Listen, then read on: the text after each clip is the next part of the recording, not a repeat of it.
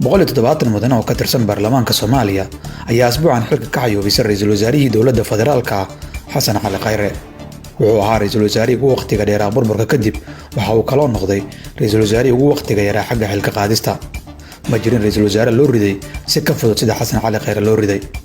Geedi cusub ayaa u bilowday madaxweyne Farmaajo. Shaqada hadda socota waa soo xulista ra'iisul wasaaraha cusub kaas oo ay hor yaalaan howlo waaweyn oo u baahan maarayn maangal ah. In ka badan 20 ruux ayaa ilaa hadda magacyadoodu harayeen filla Soomaaliya. Dadku waxay isugu jiraan 3 nooc, kuwa iyaga ayaa iskood u soo raadsaday xilka, kuwa waxaa ka fakaraya saaxiibada madaxweynaha, kuwana waxaa ka fakaraysa beesha caalamka oo aaminsan inay maarayn karaan xilliga kala guurka ah. Madaxweyne Farmaajo waxaa la sheegay inuu raadinayo ra'iisul wasaare aan dhinaciisa ka tartamin doorashada soo socota, diyaar waa inuu isaga dhiso, hadalkiisa u nugul, aaminsan inuu qaban karo doorasho qof iyo cod ah oo aan urur gaar ah loo tirinayn.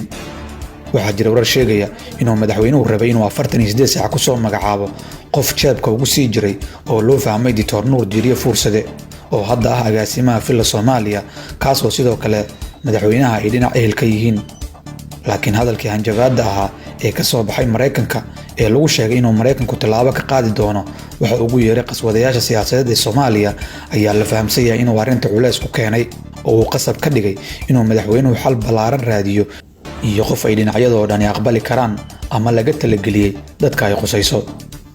Qoraallo adkaa oo ka soo baxay Midowga Yurub, Midowga Afrika iyo dhammaan saaxiibada caalamiga ah ee Soomaaliya marka laga reebo Itoobiya ayaa culays ku siyaadiyay madaxtooyada Soomaaliya.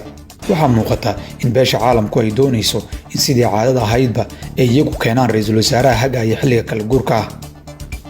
Saaxiibada caalamiga ah ee Soomaaliya waxay inta badan talo ku leeyihiin wax walba oo taabanaya arrimaha doorashada oo ku jiro ra'iisul wasaaraha la rabo inuu doorashada hago. Beesha caalamku waxay ka fakaraysaa ra'iisul wasaare ay aqbali karaan dowlad goboleedyada, codka keensan kara baarlamaanka, shacabku qaadan karaan, la fariisan kara mucaaradka oo iswaafajin kara waqtiga haray iyo hanaanka doorashada. Shakhsiyaad badan ayaa ilaa hadda la hadalaya inuu midkood noqon doono ra'iisul wasaaraha cusub ee Soomaaliya.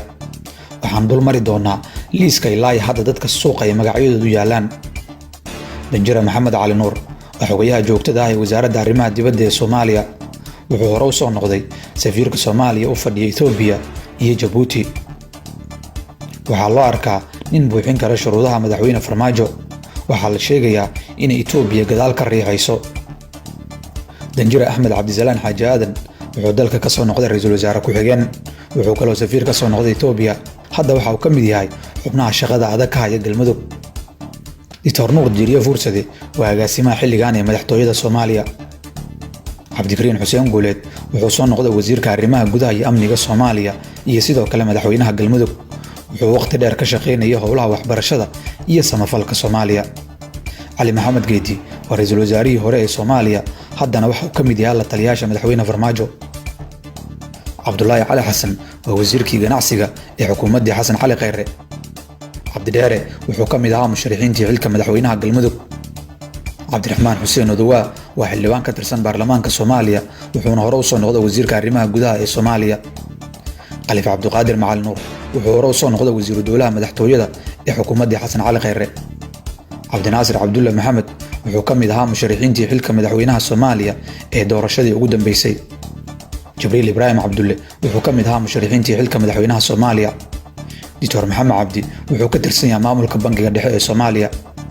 Dr. Cabdinuur Sheekh Maxamed wuxuu hore u soo noqday wasiirka tacliinta sare ee Soomaaliya. Abuukar Baalle waa danjiraha Soomaaliya ee qaramada midoobay. Yuusuf Garaad Cumar Axmed waa wasiirkii hore ee arrimaha dibadda Soomaaliya. Abshir Axmed Buqaari waa gudoomiye ku-xigeenka aqalka sare ee baarlamaanka Soomaaliya ee xilligan. Cabdiqaadir Cusable Cali waa xubin ka tirsan baarlamaanka Soomaaliya, sidoo kalena waa hogaamiyaha xisbiga Ilays.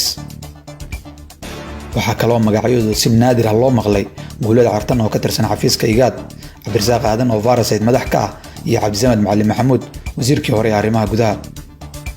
Dhammaan magacyadan waa kuwa hadda ugu hadalhaynta badan xagasha siyaasadda ee Soomaaliya.